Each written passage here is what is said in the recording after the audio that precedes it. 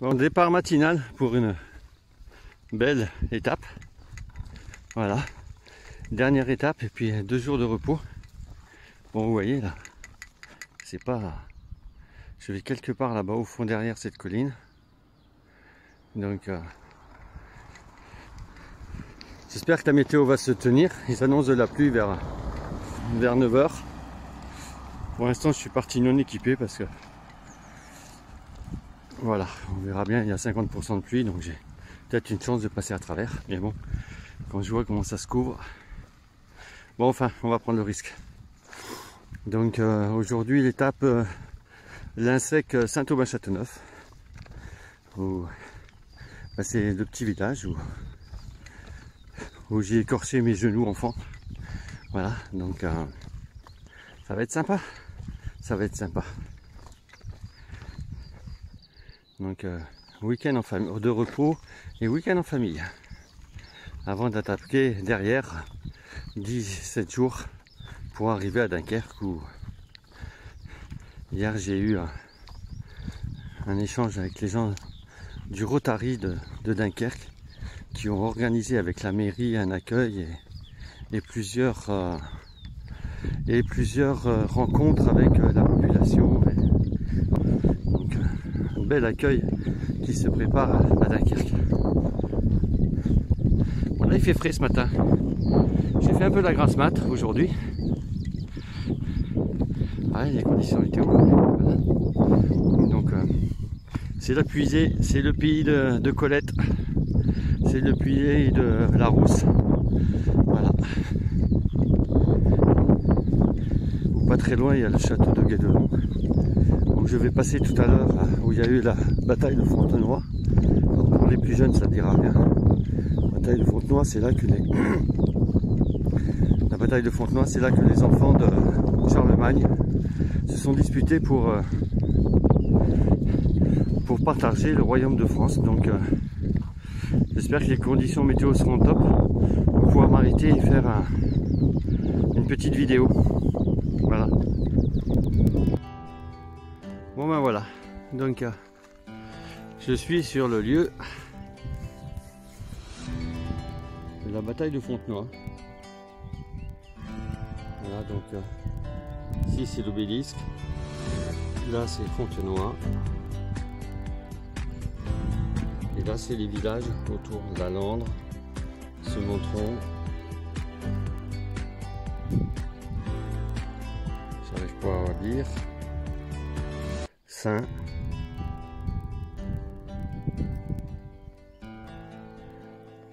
voilà, donc l'obélisque. Voilà, donc je vous fais visiter en live. Hein. Alors je vais dire dessus. Ici fut livrée le 25 juin 841 la bataille de Fontenoy entre les enfants de Louis le Débonnaire. La victoire de Charles le Chauve sépara la France de l'Empire occident et fonda l'indépendance de la nationalité française. Donc je continue et je vais aller lire ce qu'il y a sur le panneau là-bas. Vous voyez, là il y a un panneau.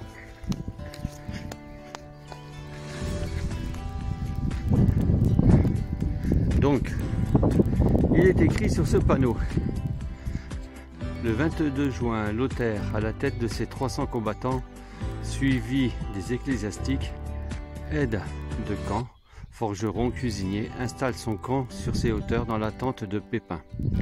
Imaginez ce plateau envahi de 900 chevaux, de 1500 personnes, de tentes, de chariots remplis d'armes et de victuailles. Le 24 juin, les renforts de Pépin arrivent. Donc voilà. Voilà la zone.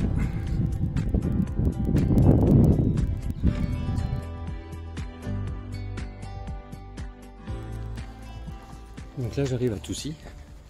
Donc vous voyez, c'est une ancienne ville avec un peu quelques fortifications. Et je vais faire le tour un petit peu de la ville. Et la rue piétonne et descendre voir la patrie de Pierre Larousse.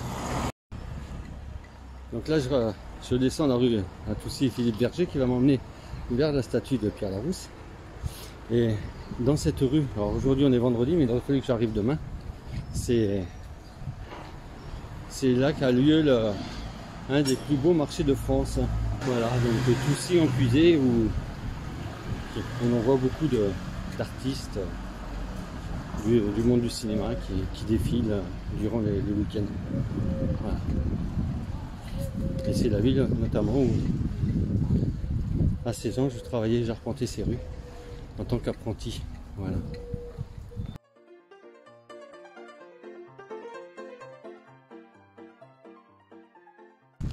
Bon, alors ça va très certainement intéresser personne. Donc voilà, là je suis à quelques kilomètres de Saint-Aubin, là où j'ai passé une partie de mon enfance, enfin une grande partie de mon enfance, voire toute mon enfance. Et ça c'est la petite route sur laquelle, quand j'ai eu mon permis de conduire, ben, le premier hiver, c'est là que, avec ma voiture, à l'époque c'est une 4x4, donc une voiture, je suis venu apprendre à conduire sur la neige et faire des dérapages et des choses comme ça, parce que vous voyez, quand je sortais de la route, mais il n'y a pas grand risque, pas rentrer dans le champ d'à côté et continuer. Alors ça intéresse personne. Pour moi ça me fait plaisir de vous conter cette histoire. Voilà, les souvenirs d'enfance ou d'adolescence qui remontent. Voilà. Donc ça c'est la petite mare où le matin de bonne heure, pendant l'été, je venais j'accrochais mes cannes à pêche à mon cadre de vélo comme tous les gamins font, et où on venait pêcher.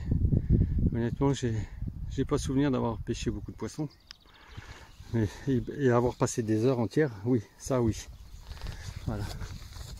Donc on montait par ce petit chemin qui emmène au centre du bourg.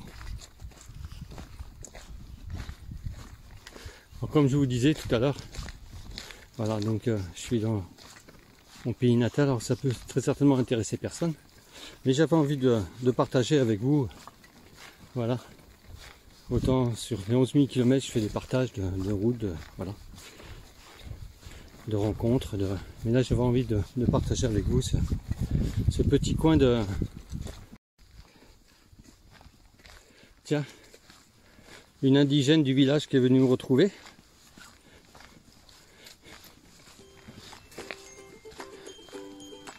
C'est le comité d'accueil. Ah mais je la connais cette dame. Bonjour madame. C'est gentil d'être venu me rejoindre. Mais vous auriez pu prévoir le soleil et pas la pluie.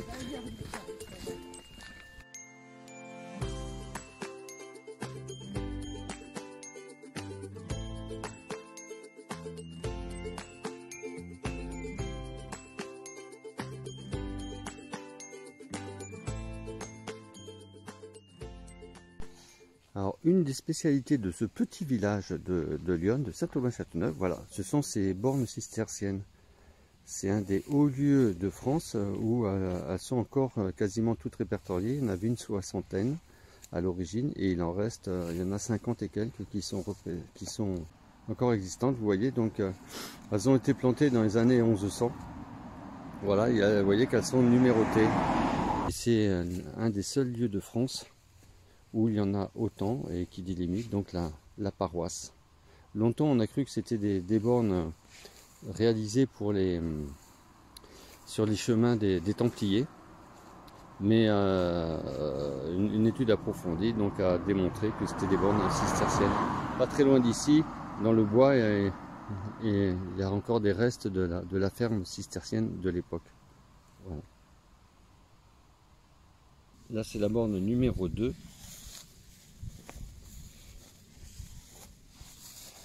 J'essaye, voilà.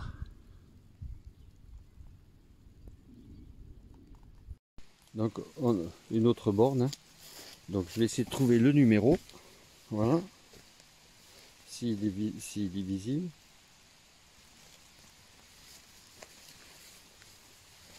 Donc c'est la borne numéro 6, et comme vous le voyez, dessus, ici, là je retourne, on voit le trait, et ça donne la direction où se trouve la prochaine borne. Donc si je vais tout droit, je pars tout droit là en face, et je retrouverai à quelques lieues d'ici une autre borne.